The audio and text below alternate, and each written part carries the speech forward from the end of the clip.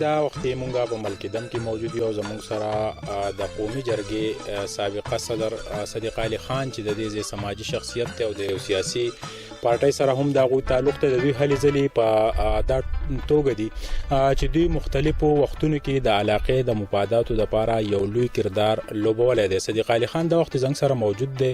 دا غنه د دې علاقې د راتلونکي صورتحال په حواله معلومات اخلو. راځي چې السلام علیکم لاله. وعلیکم السلام.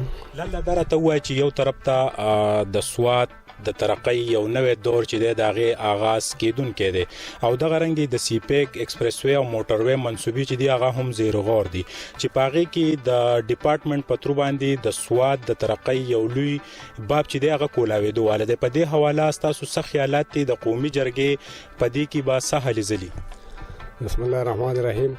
ټول نوال هو باچا تاسو شکریا ادا کوم چې تاسو تکلیف وکړو او نن ملکیدم ته زه په پټي کې ما تاسو را لای تاسو چې کوم سوال وکړو نو یقینا چې کوم ځای کې روډ جوړیږي نو دا د آبادی د ترقۍ یو ذریعہ په هغه کې خلکو ته روزګار میلاويږي. زه یو لنډ مثال در کوم چې د منګوري بای پاس هغه تقریبا په 1 کیلومتر 1.5 کیلومتر باندې په فاصله باندې پروت دی. دغه بای پاس نو که تاسو وګورئ نو نن په هغه کې په سوونو خلک په روزګار دی. خلکو هوټل جوړې کړي دي، ورکشاپونه دي یا مطلب نور د دکانونه زمکه ورسره قیمت شوه او ورسره کاروبار هم سٹارټ شو. بیا سیپیک دا خو لازمي خبره ده چې په دې باندې تقریبا هر سړی نن پوه دی چې د سیپیک د منصوبې سره به دا صوبه یا سوات یا د پاکستان دا به ترقی کوي. دا غیر سره یوازې د روډ خبر نه چې تور کر خلاړه خبر اخلاص کړه د دې پشا باندې انډستری زونونه دي چې هغه زونونه قائم شي نو د دې په دې باندې په وجه باندې با په لکونو خلکو ته روزګار میلاو شي، بیروزګاری به ختم شي. او دا یو خبره چې کم سړی په روزګار باندې نو دې غلط طرف ته سوچ نه کوي. بیروزګار سړی چې دې به د شرګردۍ طرف ته مایل کېږي، دې به نشي کېږي، دې به نور غلط کارون ته غلا ډاکې دا به کوي. خو کم خلک چې په روزګار شي نو هغه د خپل روزګار سره کاري. او بیا مطلب دا دی چې مونږه دا یو خبره چې ایکسپریس وی جوړیږي نن دا غیر سروې شوی دا نو په هغه باندې د خلکو تحفظات ضرور شته. تحفظات خدا دې چې لکه مونږ ټول دا غواړو چې دا روډ دې جوړ شي، خو کم از کم چې کم زری زمکه دی هغه دې بچ کړی شي او د سند په غاړه دی د ایکسپریس وی لاړ شي. دغه وجه دا چې دوی چې کوم سروې کړی دا 3 سروېګانې کړې دي نو ان قریب ان شاء الله موږ کوشش کوو چې نن ډاکټر امجد صاحب سره میلاو شو، ګران خان سره میلاو شو او دا غوي سره د خپل د قام چې کوم خدشات دي دا ور سره شیر کو په دې باندې موږ غپوا کو موږ قائل کو چې د پلتا چې کوم تاسو د روډ هایټ خای چې دا به 16 فټ هایټ وي نو که پښورګر کې هایټ لاړو نو دا هغه سره په نقصان دا وشي چې دا هغه په شاته کې نظمګي دي هغه مکمل تور برباد شي، هغه لکه بیکاره وشي. بیا چې کوم متعلقه یو کس نیم سره خبره کوو نو هغه دا وایي چې 22 کیلومتره موږ انډر پاس ورکاو.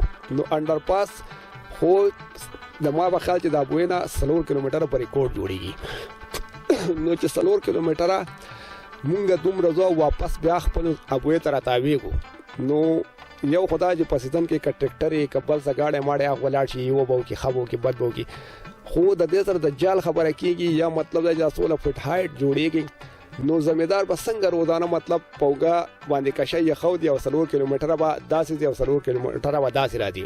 بیا دا غیر سره یو بل نقصان دی چې سبا مطلب به ریکورډ مکه وکړه دي د ګروتایز مکه وکړه دي یا د ابوی د نور خلکو مکه وکړه دي چې کم کو سر تزمکه پاتې کیږي هغه ته روډ سو ورکای.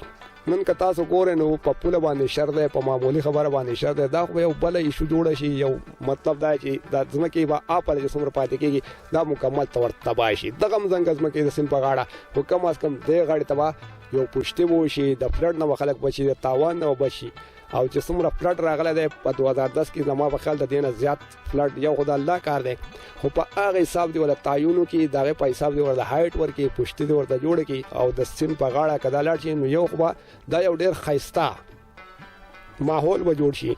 بل یو سندرې به جوړ شي او د روډ د سین اوبه به هم کنټرول شي، خلک به د نقصان نه بچي. بله خبرداره چې تاسو ګورئ نو د دې نه مخکې به چې موږ د سوات نه تلو موږ به لاهور ته په 12 غنټې کې رسېدو په جې ټي روډ باندې چې موټر وې جوړ شو، اوس خلک په 2 غنټې کې رسي. نو د هغې سره به چې کم دلته کې زمونږ سوات چې کم دی دا زیاتره په باغاتو باندې مشتمل دی. نو زمونږ فروټ چې کم دی دا به ډېر په کم ټایم کې دا منډای ته رسي او د خلکو هغه نقصان چې کم دی هغه کم سے کم کیږي. صدیق علي خان صاحب دره ته هم وایي چې تاسو نظر چې دی هغه یقینا چې د عام ولس لپاره دی، د پبلک لپاره دی، خو دا وخت د چاینا کوریډور شاته چې دی زمونږ د ملک یو عظیم منصوبه ده او داسې ملکونه زمونږ په گاوند کې شته، زمونږ په سنگ کې شته چې هغه د دې لپاره ناپاک عزایم چې دی هغه هم لري.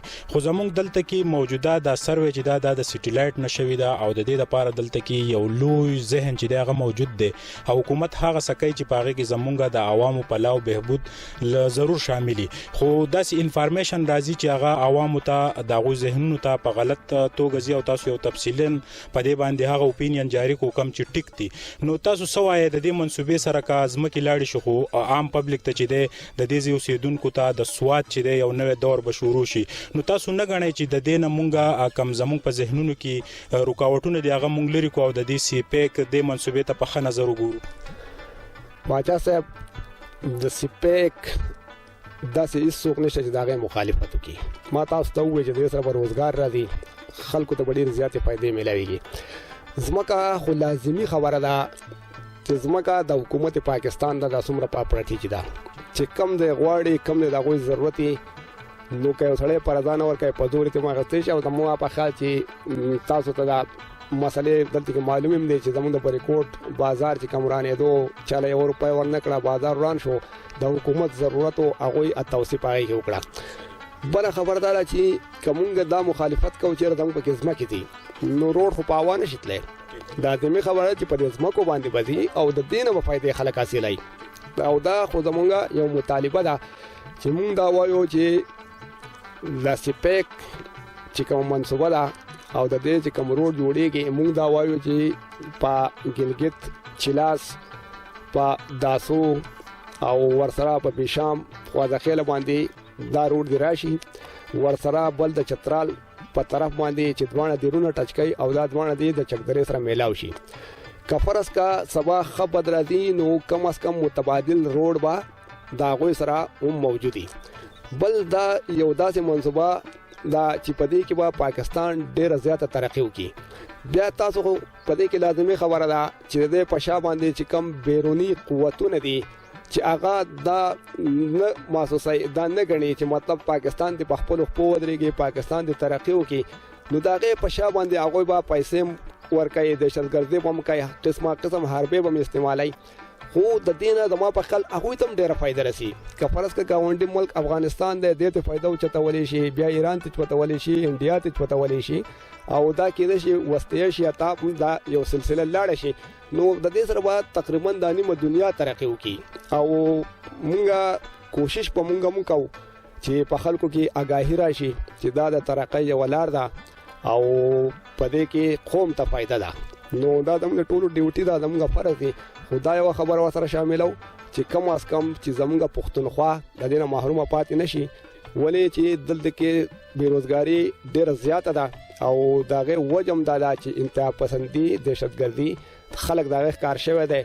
خلک د زلزلو د فلډونو په قسمه قسم طریقه باندې خلک ځپلی شوی دی. نو پکار دا چې دا ورسره شامل شي او دې خلکو ته د هغې نه ثمرات میلاو شي، څه فایده ورته میلاو شي. رنګ جهان مننه چې زموږ سره ستر مشر صدیق علي خان موجود و چې د قومي لویه جرګه چې کومه ده د هغې کې د دوی اکټیویټیز چې دی د چا نه پټ نه دي او دوی همیشه د ملک د مفاداتو دپاره د افواج پاکستان او د دې ملک د ریاست دپاره یو لوی کردار دی او د دوی نوم چې دی همیشه په ښه الفاظو یادېږي. د چاینا کوریډور دا منصوبه چې ده د سیپیک نه به یو طرف ته تمام ولس ته فایده هم میلاو شي او زمونږ سواد چې دی د سویټزرلینډ نوم یادېدو هغه به په حقیقي معنو کې سویټزرلینډ شي. خو موږ له پکار ده چې موږ هم په خپلو بچو تعلیمونه حاصل کو، د خپل د دې وطن حفاظت چې دی په خپله وکړو، خپل چاپیرچل ډېر په درناوي نظر باندې وساتو او په خپل محله او چم کې چې دی د امن پیغامونه خواره کو. د کیمرامین حسین سره سهیل باچا، ملکیدم، بریکوټ.